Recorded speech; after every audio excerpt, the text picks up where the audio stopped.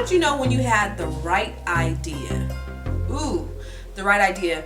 You know what? For me, it's all trial and error. I've had a lot of wrong ideas, really. And I've had some good right ideas. So I think I probably had more wrong ideas than right ideas. But I think the biggest thing is just doing it. A lot of times people wait until things are perfect before they actually do anything.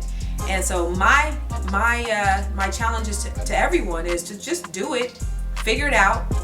You have your beta testing. You have your analytical period where you're analyzing. You're taking the data, you're analyzing it, and then you are going to look and see if it actually works. You know, you just kind of just throw it to the wall and see if it sticks. And if it does, it's good. And if it doesn't, it's not. And you keep it moving. The thing about it is, don't be discouraged if things don't work out. Just continue doing it anyway. Your plan will work. It's all cause and effect. It's all reaping and sowing. It's all a part of the process. But just do it, and it may not necessarily be the right one. You know, somebody comes out with a record, it might not be a hit record, but you keep making records. I mean, that's what it is. And so that's what I say. I don't necessarily know I have the right one. It's just I just keep trying until I get it. And I think that's the main thing that you need to do. What are some of the mistakes you wish you could have avoided? You know, there have been a lot of painful mistakes in my life. I filed bankruptcy about 10 years ago. I had a 379 credit score. I've had to decide on whether I was going to pay my lease or pay my mortgage. I've had trying times, and as an entrepreneur and as you're growing in life, you're going to have some trying times. You're going to have some things that happen that you didn't plan for. And so everything doesn't go your way. You know, there's ebbs and flow in everything. There's ups and downs. There's in and outs. There's good and bad. There's peaks and valleys. And I thank God for the journey. I thank God for allowing me to go through those things. Now, those things are painful when you're going through them. They are painful. But you have to look at it as, okay, I know this is only temporary and it's going to be greater later. So don't look at what's happening right now, because it's not necessarily where you're going. It's not the destination, but it's actually the journey. And if you could relish and you could really appreciate the journey right now, you're going to appreciate exactly where you're going. So I wouldn't be able to appreciate my success had I not gone through the things that I've gone through. Anything worth having is worth fighting for. So I would say, you know, the things that I wish I would have done differently, there's not really, you know, I'm right where I'm supposed to be. I know that I could have been further along had certain things happened, but I'm doing what I'm supposed to be doing. So I relish in the good times and the bad times. Now, the smoke is still fresh on my behind. It's still fresh on my ass. But that's what motivates me to keep going, is because I don't want to go back to those places. So I just say, you know what, listen, keep going, keep pushing. And there's really, you don't really have time to live life with regrets.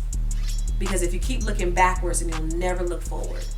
And you're never going to get to the destination. How do you prepare for speaking engagements? Let me tell you something. I am actually an introvert, believe it or not. And when you're an introvert and you speak in front of people, like, you pull everything from the inside of you. So let me just share something with you. Extroverts, they pull their energy from the people. Like, I have a good friend, Lisa Nichols. She's a total extrovert. She don't sleep. She's like a vampire. We love her, but she pulls her energy from people. She loves being around people, right? And so she's around people. She gets energy and she gets energized. Me, I'm totally opposite. It drains me. So I need my time to go and recoup. I need my time to rest. But I absolutely love speaking in front of people. I love pouring into people. I love to see people's faces. I think I'm pretty funny. I think I'm pretty witty. I like to make people laugh, but I also like to make people think. And so how do I prepare for that? Number one, I practice. And when I first got into the speaking business, I asked two of my friends, and they are the best speakers in the whole entire world, Lisa Nichols and Les Brown. And they're both very good friends of mine. And I asked them both, do you practice before you speak? And they were like, absolutely. They both told me this one thing. They said, my message is too important not to practice. So when you're home, you practice. When you are in front of a mirror, you can practice in front of a mirror. You can record yourself on your phone. You become an expert so that you know what you're talking about in front of people. Now, a lot of times people get stuck because they don't know what the hell they're talking about. But I say, talk about the things that come easy to you. Talk about yourself, talk about your journey, talk about the things that you've been through, talk about how you can overcome them, and then it becomes easier when you get in front of an audience. All right, let's see. What other questions do I have? Yes! Let's see what other questions I have. Do you plan on retiring? Never! I'm 44 years old, and I'm a serial entrepreneur. Do you know who Elon Musk is? Anybody know who Elon Musk is? He is the CEO of Tesla. But he also invented PayPal. He's a serial entrepreneur. So he did something, he created it, he made it very successful, and then he went on to something else.